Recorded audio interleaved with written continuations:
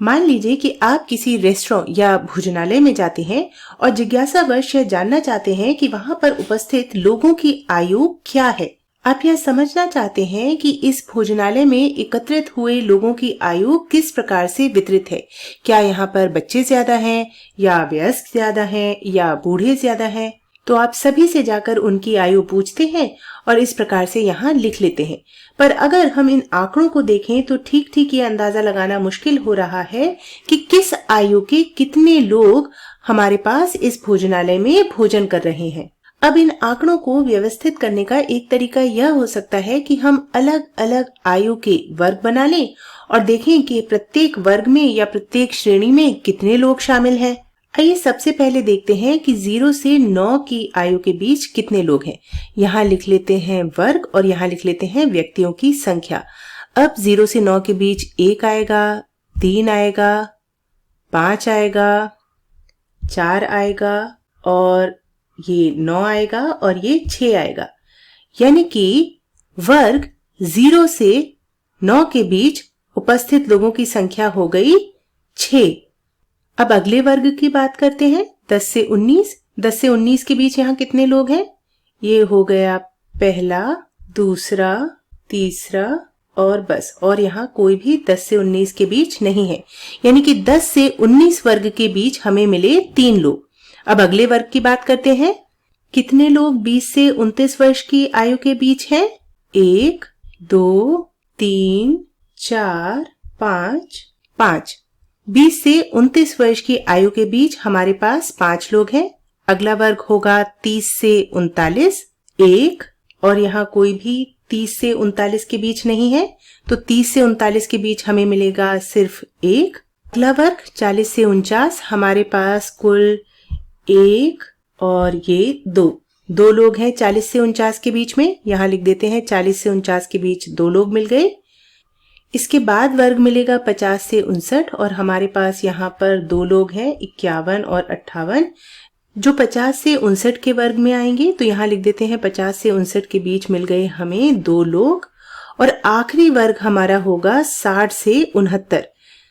60 से 69 के बीच यहाँ पर हमारे पास सिर्फ एक ही व्यक्ति है। तो यहाँ हमारे पास आ गया 60 से 69 के बीच एक व्यक्ति। ध्यान दीजिए कि यहाँ हमने प्रत्येक व्यक्ति को एक ही और सिर्फ एक ही वर्ग में शामिल किया है। ऐसा कोई भी व्यक्ति नहीं है जो एक से अधिक वर्ग में शामिल हो। और इस प्रकार से हम यह अंदाज लगा सकते हैं कि किस प्रकार से भोजनालय में उपस्थित लोगों की आयु वितरित है। आइए इन आंकड़ों को अब हम दृश्य रूप में समझने की कोशिश करते हैं।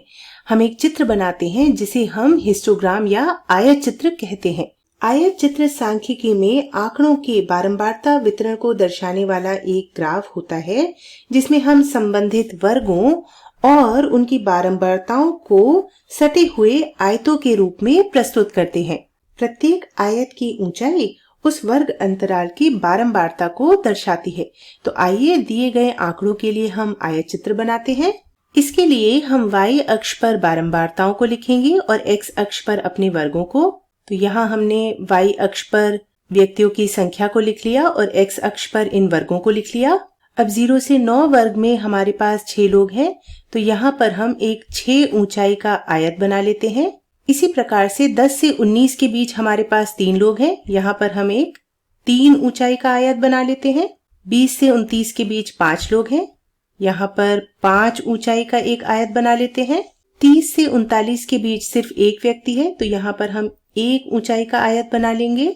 40 से 39 के बीच हमारे पास 2 व्यक्ति हैं तो यहाँ पर हम 2 ऊंचाई का आयत बना लेते हैं। 40 से 39 के बीच 2 ऊंचाई का आयत। 50 से 59 के बीच एक बार फिर से हमारे पास 2 व्यक्ति हैं, बारंबारता 2 है तो यहाँ पर फिर से एक बार 2 ऊंचाई का आयत बनेगा।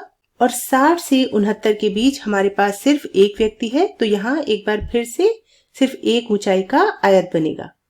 इसी चित्र को हम आयत चित्र या हिस्टोग्राम के नाम से जानते हैं। आइए एक बार दोहरा लेते हैं कि हमने आयत चित्र को किस प्रकार से बनाया था। तो सबसे पहले हमने अपने दिए गए आंकड़ों को उचित वर्गों में बांट लिया था और प्रत्येक वर्ग में कितने लोग शामिल हैं उस संख्या को लिख लिया था। उदाहरण के लिए यहाँ 0 से 9 बच्चों के वर्ग को दर्शा रहा है जिसमें 6 बच्चे शामिल हैं। इसी प्रकार से 60 से 69 वृद्धों के वर्ग को दर्शा रहा है जिसमें सिर्फ एक व्यक्ति शामिल है।